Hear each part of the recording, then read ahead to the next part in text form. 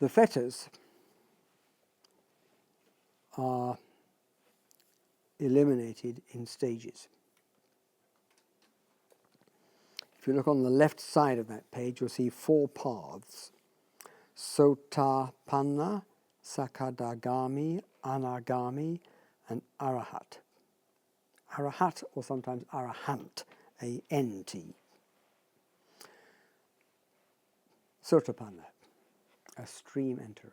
He has entered the stream that leads to Nibbana. He's not reached Nibbana, but he has purified his mind of the first 3 fetters, Sakaya Ditti, Vicikicca, Silabhata Paramasa. Those fetters have been eradicated. They will not come back. He has purified his actions to such a degree that he will never be reborn in an unhappy state. And at most, he will be reborn 7 more times before enlightenment is reached. It's sometimes likened to walking in the foothills of a range of mountains. The top of the mountains has been covered up by cloud, but just for a moment, the cloud clears away, and you can get a glimpse of the top of the mountain. Even though the cloud comes back, you are now confident. This path is going to take me to the top of the mountain. No more doubting. You've seen the top, and you know you're on the right track. So similarly, you have now eliminated skeptical doubt. You are confident that you're on the right path. So you're a stream enterer, entering the stream which flows towards the state of Nibbana. So that is the first part of the, we sometimes call the stages of sainthood. I think that's probably a slight borrowing from the Western concept of a saint. But it is the beginning of, this is the first stage that you've reached. The Sakadagami is called a once returner because if he is not attaining enlightenment in this life, he will be reborn only once more. And the Sakadagami, he has reduced, not eliminated, but he has reduced fetters 4 and 5. So Kamaraga and Vyapada are still there, but they're not as powerful as they were. And as a result, at the most 1 more birth after the present one. The Anagami has eradicated numbers 4 and 5. So he is a non-returner. That means he will not return to the sensual planes. If he doesn't attain enlightenment in this life, then his next birth will be in what are called the pure abodes, which are numbers 23 to 27 on your chart. And then enlightenment is attained from there.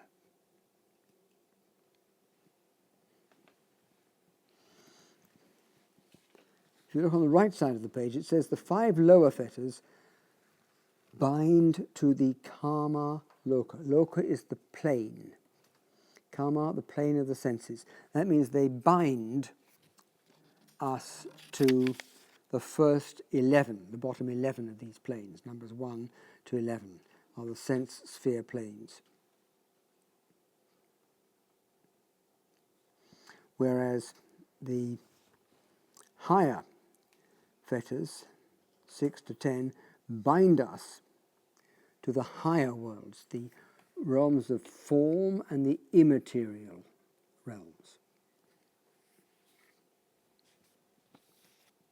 So these next, or the final 5 fetters, are all eliminated, and that is marked by the attainment of arahat. That is an enlightened being. There are 3 kinds of enlightened being. There is the fully self-enlightened Buddha. That is the man whose teaching we are trying to follow or trying to learn about, Buddha Gautama. He did not have any teacher. He had to figure out for himself the path to enlightenment. And he left behind a body of teaching to guide others to enlightenment. That's the first kind of Buddha. The second is called a silent Buddha. The silent Buddha, just like the fully self-enlightened Buddha, has no teacher. But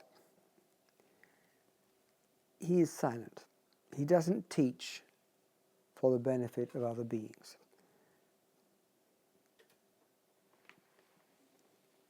The third kind of enlightened being is called a Savaka Buddha or Arahant. The Arahant has to have the teaching of a fully self-enlightened being to help him, to guide him to the state of enlightenment. He cannot figure it out by himself. So all of the followers of the Buddha in the last 2,500 years who have attained enlightenment are all arahants. They followed the teaching which the fully self-enlightened Buddha gave them. In terms of enlightenment, the experience of enlightenment, all 3, the fully self-enlightened Buddha, the silent Buddha, and the Arahant, in terms of their experience of Nibbana, they're all the same. There's no different degrees of Nibbana. But it is whether or not they have a teacher, which makes them different, and whether they can figure things out for themselves, and whether they can teach others, leave behind them a body of doctrine which enables others to reach Nibbana. So we are fortunate that we are living in a time when the teaching of the fully self-enlightened Buddha is still available. And we're living in a part of the world where this is known. So we have a special opportunity to hear these teachings and to try to develop them, practice them, and benefit from them. The more wholesome actions you do, the more powerful will be the force that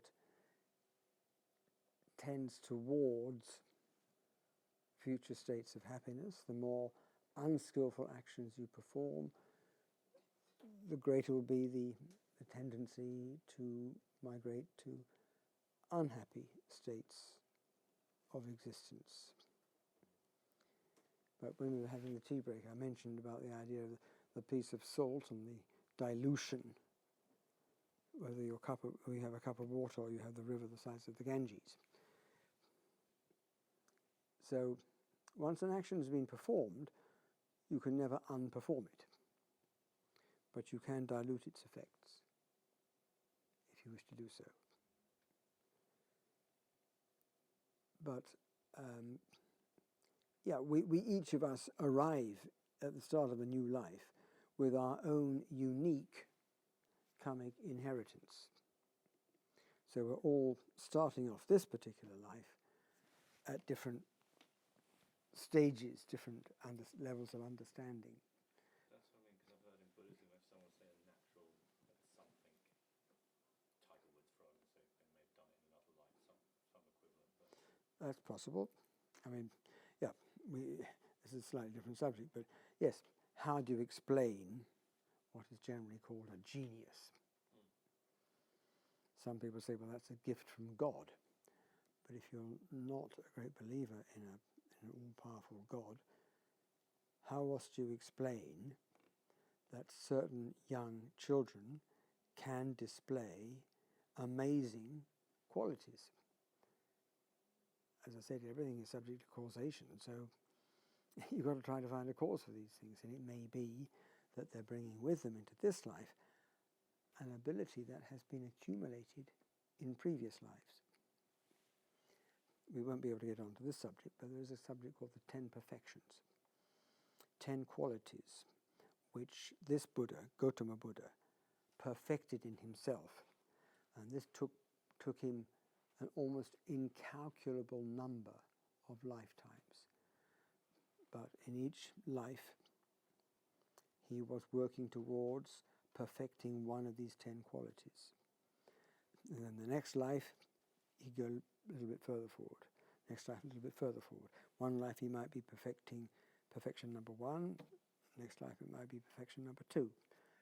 But there was a cumulative effect. So when he was born as Prince Siddhartha, he had an accumulation of these perfections, which were then so highly developed that he could then reach the state of enlightenment.